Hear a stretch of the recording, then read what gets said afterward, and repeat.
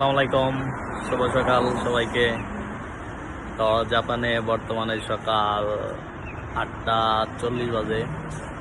আমি বেতন পাইছি, এই জন্য টাকা লাগবে, রুম ভাড়া দিতে হবে, তারপরে বাড়িতেও কিছু পাঠাইতে হবে। এই জন্য সকালে এই টাকা উঠাইতে আসছি। তো আইসা দেখি যে ব্যাংক বন্ধ, এখনো খোলে নাই। 9টার সময় ব্যাংক খোলে, তো এর জন্য অপেক্ষা করতেছি, বসে রয়েছি। আর হচ্ছে গিয়া এই যে হচ্ছে সাইকেল, আর এই যে বিল আসছে এইগুলা, এইটার ভিতরে এটা হচ্ছে আমার লাইফ ইন্স্যুরেন্স, হেলথ ইন্স্যুরেন্স বিলস।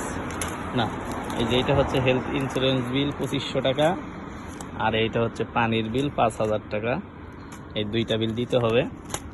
তো এই মাসে বেতন পাইছি কত তা তো এখনো জানানো হয় নাই। এই মাসে বেতন পাইছি হচ্ছে গিয়া 1,20,000 টাকা, বাংলাদেশি টাকা 1 লাখ সামথিং, জাপানিজ ইয়েনে 1,20,000 ইয়েন।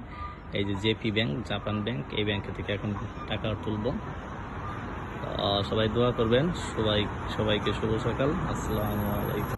টাকা উঠাই আনলাম, উঠাই ফেলাইছি, 2 মিনিটও লাগে নাই।